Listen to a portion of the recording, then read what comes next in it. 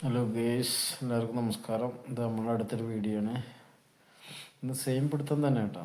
ഈ കോളാണെങ്കിൽ എന്താ പറയുക, ഒരുപാട് ഏക്കറുള്ളതാണ്. 300 ചില്ലറ ഏക്കറുള്ള സ്ഥലത്താണ് ഈ മീൻപിടുത്തം നടക്കുന്നത്. ഇത് വേറൊരു ദിവസമാണ്. 6 പേരുണ്ട് കേട്ടോ.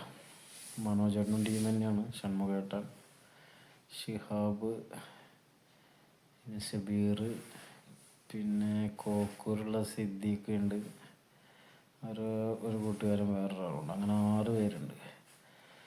അങ്ങനെ അടിച്ചിട്ട് തന്നെയാണ് പിടിക്കുന്നത്. അതിലൊരാൾ നല്ല അടി അടിക്കുന്നുണ്ട്. ആ വടി വെച്ച് അടിക്കുന്നുണ്ട്. മീനടിച്ച് കയറ്റുന്നത് എന്ന് വെച്ചാൽ മീൻ കുറച്ചുണ്ട് അവിടെ. പിന്നെ നല്ലോണം ചണ്ടിയുണ്ട്. ചണ്ടിയിൽ നിന്ന് മീൻ ശരിക്കും കയറാൻ വേണ്ടിയിട്ട് അയാൾ വടി വെച്ച് നല്ല അടി അടിക്കുന്നുണ്ടാണ്. അത് നോക്കിയാൽ കാണാം, വല്ലവിടെ മീൻ ചാടുന്ന കണ്ടില്ലേ. അങ്ങനെ അടിച്ച് കയറ്റിക്കൊണ്ടിരിക്കാൻ വേണ്ടി ഇങ്ങനെ പോയി. നീ അവരെ അട്ടി പോയിട്ട് വലയുടെ അവിടെ എത്താറാകുമ്പോൾ വല പൊന്തിക്കുക ചെയ്യട്ടാ. വല പൊന്തിച്ച് അവരത് ഒരു കൂട്ടിയിട്ട് അതിനെ 2 ഭാഗമാക്കി. അതിൻ്റെ പകുതി ഭാഗം പിടിച്ചിട്ടുള്ളൂ മീനിൻ്റെ. അല്ല, ചണ്ടി വാരി കളയണത്. ചണ്ടിയും കച്ചരെല്ലാം വാരി കളഞ്ഞതിന് ശേഷമാണ് മീൻ കോരിയെടുക്കുക. അത് എന്താ പറയുക, കരിഞ്ചണ്ടി, ചീരച്ചണ്ടി എന്നൊക്കെ പറയും ഞങ്ങളവിടെ. അതിനകത്ത് നല്ല മീനും ഉണ്ടാവും. അതിനകത്ത് കച്ചറയുണ്ട്. അത് വാരിക്കളഞ്ഞ ശേഷമേ മീനെ കോരിയെടുക്കുള്ളൂ.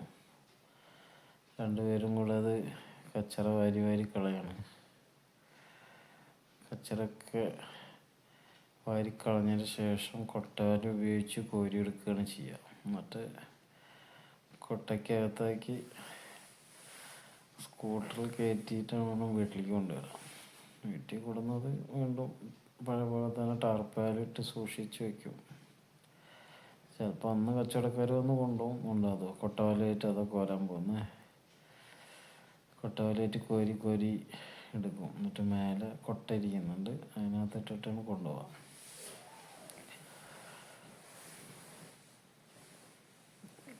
കോരുന്ന കണ്ടില്ലേ, അതൊരു കോരി ഇനിയിപ്പോൾ അത് കൊട്ടവലയ്ക്കാക്കും. മേലെ കൊട്ടയിരിക്കുന്നുണ്ട്, അതിനകത്ത് ഇട്ടിട്ടാണ് അത് വീട്ടിൽ കൊണ്ടുവരുന്നത്.